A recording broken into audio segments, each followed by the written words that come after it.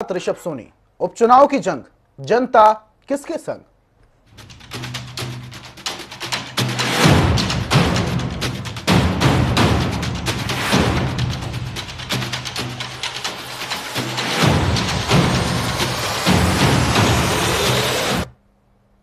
और खबर आजमगढ़ से। रामपुर में लोकसभा उपचुनाव की मतगणना अब भी जारी है। मतगणना स्थल पर भारी पुलिस फोर्स तैनात किया गया है। मतगणना स्थल पर सीसीटीवी कैमरे से निगरानी रखी जा रही है। रामपुर में 33 राउंड में उपचुनाव मतगणना होगी। हर विधानसभा में 16 काउंटिंग टेबल लगाए गए हैं। 450 मतकर्मी मतगणना के लिए तैनात किए गए हैं। आजमगढ़ में सभी कक्षों में 14 टेबलों पर मतगणना चल रही है। एसडीएम और एआरओ के नेतृत्व में मतगणना जारी है। आजमगढ़ में 31 से 35 राउंड तक मतगणना होगी। तो आजमगढ़ और रामपुर में उपचुनाव के बाद मतगणना चल रही है और इस बीच कहीं ना कहीं गहमा गहमी की स्थिति भी सामने आई। रामपुर में सपा प्रत्याशी आसिम रजा हैं तो बीजेपी से घनश्याम लोधी हैं। वहीं आजमगढ़ में सपा से धर्मेंद्र यादव, भाजपा से दिनेश लाल यादव, निरहुआ और बीएसपी से गुड्डू जमाली हैं। तो इन प्रत्याशियों के पक्ष में वोटरों ने वोटिंग की थी और आज मतगणना जारी है। तमाम सुरक्षा की दृष्टि से यहां पर जवानों को तैनात किया गया है और ये तस्वीरें हम आपको बता रहे हैं जहां पर आजमगढ़ और रामपुर में जो काउंटिंग चल रही है उसको लेकर कहीं ना कहीं स्थिति कंट्रोल से बाहर ना हो, इसको लेकर सुरक्षा की दृष्टि से तमाम जवानों को तैनात भी किया गया है। आजमगढ़ रामपुर में लोकसभा उपचुनाव की मतगणना लगातार जारी है। मतगणना स्थल पर भारी पुलिस बल भी तैनात किया गया है। मतगणना स्थल पर सीसीटीवी कैमरे से निगरानी भी रखी जा रही है। हर विधानसभा में 16 काउंटिंग टेबल हैं। को लेकर जो हमारी 5 विधानसभाएं हैं सब में व्यापक इंतजाम किए गए हैं। प्रत्येक विधानसभा में जो माननीय निर्वाचन आयोग की गाइडलाइन होती है उसके अकॉर्डिंग 14 टेबल लगाई गई है। अभी 8 बजे से जो ईटीपीबीएस और पोस्टल बैलेट की काउंटिंग हमने शुरू कराई है और 8:30 बजे से ईवीएम की काउंटिंग शुरू होगी। तो सभी जितना पर्याप्त मात्रा में जो स्टाफ हमने डिप्यूट किया था सभी स्टाफ उपस्थित है। जो काउंटिंग एजेंट यहाँ पे उपस्थित हुए हैं सभी को पासेस इशू करके उनको यथास्थान बैठाया गया है और प्रॉपर तरीके से काउंटिंग की पूरी प्रक्रिया संपन्न कराई जा रही है। काउंटिंग शुरू हो चुकी है। हमने प्रशासन से अपील भी की है। सारे प्रेक्षक मौजूद हैं। हमने उनसे भी कहा है कि शांतिपूर्ण मतगणना हो और जो जनता का फैसला ईवीएम है वो अपनी सही हालत में, असल हालत में बाहर आना चाहिए। इसके अलावा जिस तरह से काउंटिंग के दिन जो आरोप थे और जिस तरह के माहौल नहीं, पोलिंग के दिन आरोप थे, उस दिन प्रशासन ने और पुलिस ने गड़बड़ की थी। उम्मीद है कि आज की मतगणना जो है वो शांतिपूर्वक होगी। किस तरह नतीजे मानते हैं पार्टी जी? नतीजे को किस तरह? अरे नतीजा तो समाजवादी के पक्ष में आएगा, इसमें क्या शुबा। जहाँ तक सवाल है, मैं आजमगढ़ के लोग, आजमगढ़ के कार्यकर्ताओं का, आजमगढ़ नेताओं का मैं हृदय से आभारी हूँ। उन्होंने इस विपरीत मौसम में, विपरीत माहौल में भी बहुत मेहनत की है, बहुत सहयोग किया। 5 विधानसभाओं की 5 हॉलों में काउंटिंग आज आरंभ होगी 8 बजे से। हर विधानसभा में 14 टेबल्स हैं। पोस्टल बैलेट है, उसकी गणना एक जगह पर आजमगढ़ विधानसभा में आरओ द्वारा की जाती है, उनके द्वारा की जाएगी। हमारी पूरी तैयारी है। ईवीएम के जो स्ट्रॉन्ग रूम है वो खुलने शुरू हो गए। और इस वक्त की बड़ी खबर आजमगढ़ से है। सपा उम्मीदवार को स्ट्रांग रूम में जाने से रोका गया। लंबी बहस के बाद धर्मेंद्र यादव को जाने की अनुमति दी गई। धर्मेंद्र यादव ने ईवीएम मशीन बदलने का आरोप भी लगाया। हंगामे के बाद अंदर गए सपा प्रत्याशी धर्मेंद्र यादव। पुलिस पर जानबूझकर परेशान करने का भी आरोप लगाया है धर्मेंद्र ने। आजमगढ़ से इस वक्त की बड़ी खबर आपको बता रहे हैं। धर्मेंद्र यादव का बड़ा आरोप, उन्होंने ईवीएम बदलने का भी आरोप लगाया है। धर्मेंद्र यादव को स्ट्रांग रूम में जाने से रोका गया, जिसके बाद धर्मेंद्र यादव भड़क गए और तीखी बहस भी हुई। आपने डायरेक्शन दी है, वहां मशीन बदली जा रही है अंदर। अरे मिलाइए ना सीएम कप्तान को फोन, मिलाइए फोन। कैंडिडेट अरे मैं नहीं जा सकता। कैंडिडेट नहीं जाएगा, कैंडिडेट नहीं जाएगा, कैंडिडेट नहीं जाएगा। अभी दावत कर दो। कैंडिडेट नहीं जाएगा। किस कानून से आए हो? आप बताओ। पहली बार चुनाव लड़ रहा हूँ, 5 बार चुनाव लड़ रहा हूँ। आपने रखवा दिया है। कैंडिडेट कहाँ जाएगा? कैंडिडेट जो है 347 में 47 में स्ट्रांग रूम कैसे जाएगा? कैंडिडेट आप घोटाला करना चाहते हो? क्यों नहीं करेंगे? आप अधिकारियों से क्यों नहीं करेंगे? आप जल्दी से बात कर सकते हैं।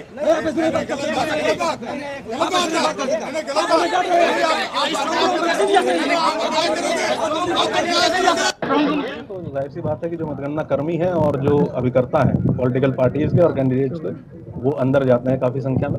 उनके लिए अलग अलग गेट्स बनाए गए हैं, स्पेसिंग की व्यवस्था है। उसी को लेके कुछ कंफ्यूजन हुआ था 2 मिनट के लिए, हम लोगों के द्वारा वार्ता करके और मजिस्ट्रेट साहब ने मौके पे पहुंच कर उसको सॉर्ट आउट करा दिया। और इस पर अलग अलग शहरों से हमारे सहयोगी जुड़े हुए, आजमगढ़ से अतुल कुमार, रामपुर से सुरेश कुमार और लखनऊ से अनूप कुमार सिंह जुड़े हुए हैं। सीधा सबसे पहले अनूप के पास चलते हैं, लखनऊ। अनूप, आज आजमगढ़ और रामपुर में जिस तरीके से चुनाव हो रहे हैं, चुनाव के बाद मतगणना हुई, मतगणना लगातार चल रही है, सुरक्षा की दृष्टि से पूरी व्यवस्था भी वहां पर कर ली गई है, लेकिन अभी खबर यह आ रही है कि जो धर्मेंद्र यादव हैं, उनकी तीखी बहस हो गई पुलिसकर्मियों के साथ, क्योंकि उन्हें स्ट्रांग रूम में जाने से रोक दिया गया। देखिए, दोनों ही जगह, चाहे रामपुर की बात करें या फिर आजमगढ़ की बात करें, दोनों कांटे की टक्कर चल रही है। कभी भाजपा आगे निकल जा रही है तो कभी समाजवादी पार्टी निकल जा रही है। अभी दोनों पार्टियों के बीच लगातार टक्कर चल रही है। सुबह के जो शुरुआती रुझान आए थे उस समय दोनों ही सीटों, चाहे रामपुर की बात करें या फिर आजमगढ़ की बात करें, भाजपा आगे निकली थी। लेकिन अभी जो सूचना आई है वो आजमगढ़ में समाजवादी पार्टी आगे हुई है। निश्चित रूप से धर्मेंद्र यादव चाहते हैं कि किसी प्रकार की गड़बड़ी न होने पाए, स्ट्रांग रूम में जाने की कोशिश कर रहे थे, क्योंकि वहां जाने से बाद माहौल हो सकता, खराब हो सकता था। इसी वजह से जिला प्रशासन ने उनको वहां पर जाने से रोका था, क्योंकि वहां पर जो एजेंट है वो भी वहां पर, दोनों ही पार्टियों बल्कि तीनों पार्टियों वहां पर सभी मौजूद है। ऐसे में प्रत्याशी को अंदर कोई जाता है तो ऐसे में वहां पर अव्यवस्थाएं फैल सकती है। इसी वजह से वहां पर जिला प्रशासन ने रोका है। लेकिन रामपुर की स्थिति में जिस तरीके से भारतीय जनता पार्टी वो भी आगे है, घनश्याम जो लोधी है वो आगे चल रहे हैं भारतीय जनता पार्टी के प्रत्याशी। उसका सीधा कारण है क्योंकि रामपुर में लगातार समाजवादी पार्टी आरोप लगा रही थी जिला प्रशासन पर कि यहाँ पर धांधली हो रही, उनके जो वोटर्स हैं उनको डालने नहीं दिया जा रहा है। यानी पहले ही कहीं न कहीं समाजवादी पार्टी को अंदेशा हो चुका था कि समाजवादी पार्टी जो रामपुर की सीट है हो सकता है समाजवादी पार्टी में खिसक जाए। यही वजह थी, लगातार आरोप प्रत्यारोप लगा रहे थे, आयोग से शिकायत कर रहे थे। लेकिन अब दोनों जगह ही मामला लगभग शांत चल रहा है। जो मतगणना है वो चालू है दोनों जगह पे। रामपुर की बात करें या फिर आजमगढ़ की बात करें, दिलचस्प मामला है क्योंकि बहुत बड़ा अंतर नहीं है। करीब 2000 से ज्यादा वोटों से जो अंतर चल रहा है वो आजमगढ़ पे चल रहा है। अब जो लगातार जिस तरीके मतगणना के बाद करीब 12 बजे के बाद स्थिति लगभग क्लियर हो जाएगी कि दोनों सीटों पर किसकी ज्यादा बढ़त है, कौन प्रत्याशी को ज्यादा वोट ज्यादा मिले हैं, या फिर वहां की जनता ने जिसको ज्यादा पसंद किया है किसके पक्ष में वोट डाला है। अभी असमंजस की स्थिति इसलिए है क्योंकि शुरुआती रुझान जो आए थे दोनों भाजपा के पक्ष में आए थे। रामपुर में स्थिति कुछ है, कुछ समाजवादी पार्टी के पक्ष में है। आजमगढ़ में समाजवादी पार्टी के पक्ष में, धर्मेंद्र यादव के पक्ष में आगे कुछ निकले हैं। अब देखना ये होगा कि 12 बजे के बाद स्थिति क्या होती है, क्या स्थानीय लोग वहां पर कहते हैं। और जिस तरीके से समाजवादी पार्टी के आरोप अभी भी लग रहे हैं, जिससे धर्मेंद्र यादव वहां पर बौखला गए, वहां पर प्रशासन से लड़ते नजर आए, पुलिस कर्मियों से वहां पर भिड़ गए। तो ये आशंकाएं जो है समाजवादी पार्टी की वो कहीं ना कहीं उनका मनोबल गिराती है। उनको आशंका है कि हो सकता है ऐसा न हो कुछ गड़बड़ हो जाए, या फिर जिस तरीके से वहां पर निरहुआ कांटे की टक्कर दे रहे हैं दिनेश लाल निरहुआ, अभी जिस तरीके से शुरुआती रुझान में आगे निकले थे, तो ये कहा जा सकता है अभी शुरुआती रुझान है। अभी कुछ कुल मिलाकर ये भी समझा जा सकता है कि 12 के बाद स्थितियां कहीं ना कहीं सही हो जाएगी। अनु बने रही हमारे साथ। इस वक्त की बड़ी खबर आपको बता रहे हैं आजमगढ़ से, जहां पर सपा उम्मीदवार को स्ट्रांग रूम में जाने से रोक दिया गया। लंबी बहस के बाद धर्मेंद्र यादव को जाने की अनुमति दी गई। धर्मेंद्र यादव ने ईवीएम मशीन बदलने का आरोप भी लगाया। हंगामे के बाद अंदर गए सपा प्रत्याशी धर्मेंद्र यादव। पुलिस पर जानबूझकर परेशान करने का भी आरोप धर्मेंद्र यादव ने लगाया है। इस वक्त की बड़ी खबर, और इस पर ज्यादा जानकारी के लिए आजमगढ़ से अतुल कुमार हमारे साथ जुड़े हुए हैं। अतुल, धर्मेंद्र यादव को स्ट्रांग रूम में जाने से रोका गया, उनका यह भी आरोप है कि ईवीएम को बदला गया था, इसके बाद स्ट्रांग रूम में जाने से उनको रोक भी दिया गया था। अभी स्थिति क्या है? जैसा कि आपको बता दें, हमारे सपा के प्रत्याशी सर, क्या अंदर क्या चल रहा है? अंदर समाजवादी पार्टी के पक्ष में चुनाव चल रहा है, पक्ष में रिजल्ट चल रहा है। लगातार पार्टी बढ़त ले रही है, अनाउंसमेंट जो चल रहे हैं, हालांकि अनाउंसमेंट चल रहे हैं, स्लो चल रहे हैं, पांचवें छठवें सातवें राउंड तक की गिनती हो गई, तो कंपाइलेशन में टाइम। तो ये आपने देख लिया, समाजवादी पार्टी के प्रत्याशी श्री धर्मेंद्र यादव जी जो है जी अतुल जल्दी से उनसे ये भी पूछ लीजिए, ईवीएम मशीन बदलने का आरोप भी लगा रहे हैं, आखिर आधार क्या है इस बात का? और समाजवादी पार्टी इस वक्त पहले नंबर पे जा रही है, 2000 वोट से तीसरे राउंड में आगे चल रहा है समाजवादी पार्टी के प्रत्याशी। जी ठीक है अतुल, बने रहिए हमारे साथ, आपके पास वापस से आएंगे। रामपुर से सुरेश कुमार हमारे साथ जुड़े हुए हैं। सुरेश, वहां पर स्थिति क्या है? सुबह से ही काउंटिंग चल रही है। जी मैं बता दूं, रामपुर में लोकसभा जो मतगणना शुरू हुई है, लगातार सुबह से समाजवादी पार्टी के जो आसिम राजा हैं वो लगातार बढ़त बनाए हुए हैंगे। उसके बाद कहीं ना कहीं बीजेपी के प्रत्याशी जो घनश्याम सिंह लोधी हैं, उन्होंने भी बीच में बढ़त बनाई थी, लेकिन इस समय जो है जो आसिम राजा हैं वो कहीं ना कहीं बढ़त बनाने के बाद अब इस समय पीछे हो गए हैं, क्योंकि 5 से 60 वोटों से बीजेपी के घनश्याम सिंह लोधी आगे चल रहे हैं। और मैं बता दूं आपको, प्रशासन की जिस तरीके से लगातार यहाँ प्रशासन चाक चौबंद है, कहीं ना कहीं कोई भी सुरक्षा में चूक ना हो, इसलिए सारी तैयारियां पूरी कर ली गई हैं। यहाँ एडीजी जोन बरेली सुबह ही बूथ को चेक कर, राउंड को चेक करके यहाँ पर देख के चले गए। उनसे कहा गया था कि जिस तरीके से ईवीएम पर भी गड़बड़ी का आरोप है आसिम राजा ने लगाया, तो उनके उस सवाल का जवाब दिया तो उन्होंने कहा नहीं, इस तरीके की कोई ऐसी गड़बड़ी देखने को नहीं मिल रही है। जी इसके अलावा सुरेश, यहाँ पर आजमगढ़ में धर्मेंद्र यादव ने भी ईवीएम मशीन बदलने का आरोप लगाया, क्या ऐसी स्थिति रामपुर में भी देखने को मिल रही है? और सुरक्षा की व्यवस्था वहां पर किस तरीके से की गई? देखिए, ईवीएम में तो इस तरीके से कोई भी गड़बड़ी नहीं पाई गई है, ना ही किसी तरीके की कोई गड़बड़ी है, क्योंकि जो सुरक्षा व्यवस्था है वो भी चाक चौबंद है। वो पैरामेट्रिक फोर्स भी लगा रखी है यहाँ पर। जिस तरीके से यहाँ फोर्स लगा रखी है उसको देखते हुए कहीं भी कोई भी ईवीएम में गड़बड़ी नहीं पाई गई है। और जो आसिम राजा है, बस केवल वो प्रशासन पर आरोप जरूर लगा रहे हैं कि हमारे लोगों को जिस समय वोट डल रहे थे तब भी रोका गया था, आज भी रोका जा रहा है आने से। जी ठीक है सुरेश, बने रहिए हमारे साथ। एक और अपडेट आपको बता रहे हैं, आसिम रजा को 72,079 वोट मिले हैं। बीजेपी प्रत्याशी घनश्याम लोधी को 62,092 वोट मिले हैं। और लगातार काउंटिंग चल रही है। रामपुर में सपा प्रत्याशी आसिम रजा आगे चल रहे हैं। आसिम रजा को 72,000 से ज्यादा वोट मिले हैं, जबकि बीजेपी प्रत्याशी घनश्याम को 62,092 वोट मिले हैं।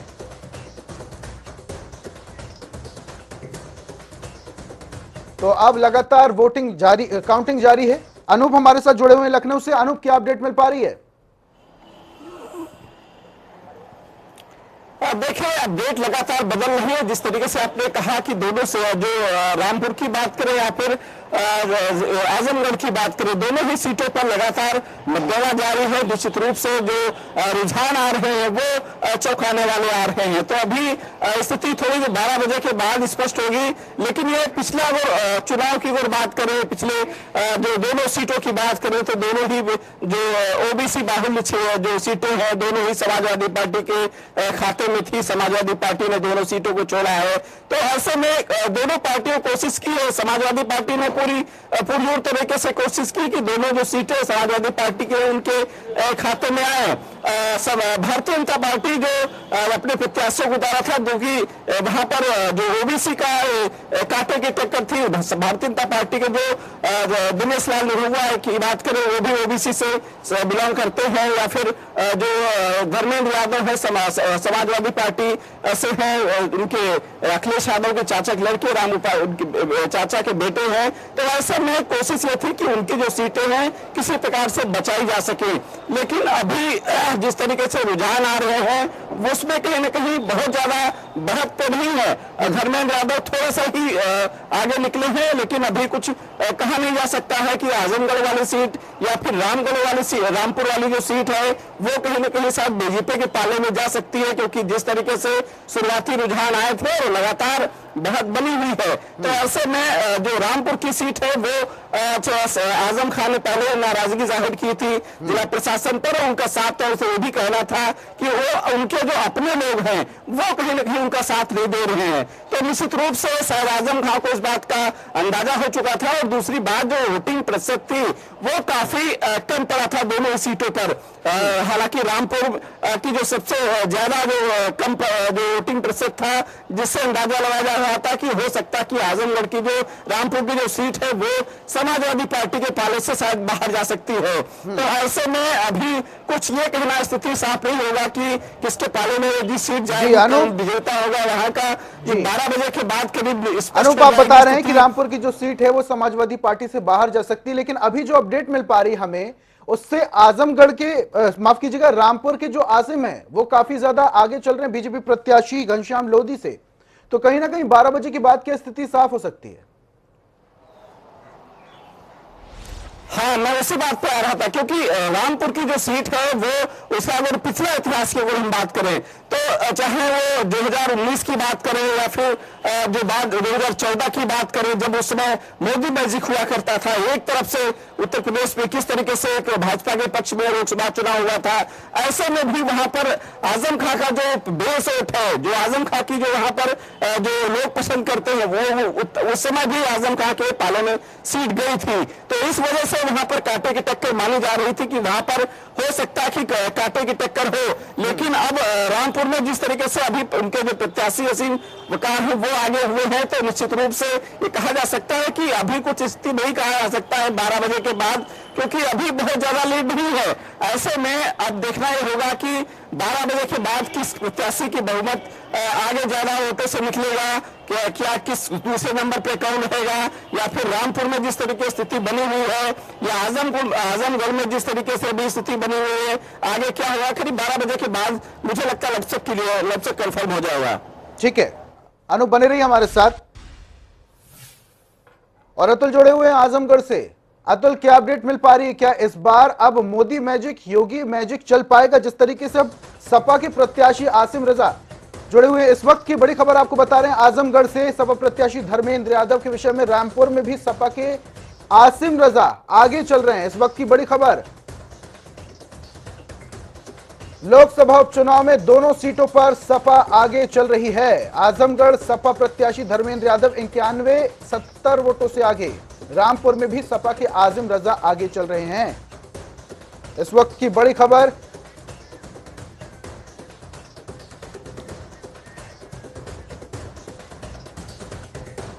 और अब से कुछ समय पहले आजमगढ़ में सपा प्रत्याशी धर्मेंद्र यादव भी हमारे साथ जुड़े हुए थे और उन्होंने साफ कर दिया था कि सपा के पक्ष में वोटिंग हो रही है। और उससे पहले उन्होंने मशीन पर आरोप भी लगाए थे। इसके अलावा उन्हें माफ कीजिएगा काउंटिंग को लेकर उन्होंने ये कहा था कि सपा प्रत्याशी आगे चल रहे हैं। धर्मेंद्र यादव ने खुद ही ये दमखम भरा था। और रामपुर से सुरेश हमारे साथ जुड़े हुए हैं। सुरेश, क्या अपडेट मिल पा रही है? जी मैं बता दूं, जिस तरीके से लगातार बीजेपी के कैंडिडेट घनश्याम सिंह लोधी आगे चल रहे थे, इस समय जो है समाजवादी पार्टी के आसिम राजा लगभग 10,006 वोटों से आगे आ गए हैं। और मैं बता दूं आपको, लगातार काउंटिंग चल रही हैगी और जो सुरक्षा है वो लगातार यहाँ पर बनी हुई है। जी ठीक है, लखनऊ से हमारे साथ अनूप जुड़े हुए हैं। अनूप, अभी कुछ समय पहले हमारे साथ सपा प्रत्याशी आजमगढ़ के धर्मेंद्र यादव जुड़े थे और उन्होंने साफ दावा किया था कि सपा पक्ष में ही वोटिंग हुई है और सपा पक्ष ही इस बार जीतने वाला है। लेकिन दूसरी तरफ वो ईवीएम मशीन पे सवाल उठा रहे हैं और ईवीएम मशीन बदलने का आरोप भी लगा रहे हैं, जिसके चलते पुलिसकर्मियों से उनकी झड़प भी होती है। तो कहीं ना कहीं नर्वस भी हैं, उनको लग रहा है कि कहीं ना कहीं पीछे रह सकते हैं। हाँ, बिल्कुल कहा जा सकता है, क्योंकि जिस तरीके से आजमगढ़ में लगातार कोशिश की जा रही थी कि वहां पर शांति माहौल रहे, लेकिन समाजवादी पार्टी की तरफ से जिस दिन वोटिंग हुई थी उस दिन एक दिन पहले से लगातार जो पत्र लिखे जा रहे थे आयोग की कि यहाँ गड़बड़ी की जा रही है। ईवीएम मशीन को लेकर अभी अब धर्मेंद्र यादव ने जिस तरीके से कहा कि ईवीएम मशीन बदल दी गई हो, यानी कि जब भारतीय जनता पार्टी के जो दिनेश लाल निरुआ आगे थे तो उनका एक आरोप लाया था, अब वो आगे हो गए हैं, तो निश्चित रूप से ये जो आरोप है कितना ही सच्चाई इसमें है ये तो आप अंदाजा इससे लगाया जा सकता है कि किस तरीके से आरोप गलत लगा रहे थे। लेकिन हाँ, ये कहा जा सकता है कि दोनों ही सीट समाजवादी पार्टी के पाले की थी। अब एक जिस तरीके से रामपुर में एक बड़ी बढ़त समाजवादी पार्टी के प्रत्याशी ने बनाई है, अब उसको चेस कर पाना मुझे लगता है थोड़ा बहुत मुश्किल जरूर होगा भारतीय जनता पार्टी के प्रत्याशी को आगे बढ़ने के लिए। लेकिन अभी कुछ समय जरूर बाकी है, क्योंकि अभी बहुत सारी जो राउंड है वो खुलने हैं, बहुत सारी, क्योंकि बड़ा क्षेत्र होता है, निश्चित रूप से वहां के लोग कितना क्या पसंद करते हैं ये फिलहाल 12 बजे के बाद कंफर्म होगा। लेकिन जिस तरीके से उतार चढ़ाव का जो देखने को मिल रहा है वो एक चौंकाने वाला जो चौंकाने वाले जो नतीजे आ रहे हैं। दोनों सीटों पर हमने पहले भी जिक्र किया है कि दोनों सीटें जो ओबीसी बाहुल्य है, उस समय जिस समय एक बीजेपी का दबदबा था, आज भी हालांकि 2022 के चुनाव में इतना बहुत ज्यादा नहीं हो पाया है कि समाजवादी पार्टी एक बड़े स्तंभ के रूप में, बड़े विपक्ष के रूप में उभर के सामने आई है। तो कुल मिलाकर ये भी समझा जा सकता है कि अब इन दो सीटों पर मोदी मैजिक और योगी मैजिक किस तरीके से चल पाएगा, इस पर भी संशय भी बना हुआ है, और सपा प्रत्याशी भी लगातार जो दावा कर रहे हैं जीत का उस पर भी संशय बना है। हालांकि 12 बजे के बाद स्थिति स्पष्ट होती नजर आ रही है। तीनों हमारे संवाददाताओं का जुड़ने के लिए बहुत बहुत शुक्रिया, तमाम जानकारियों का बहुत बहुत शुक्रिया।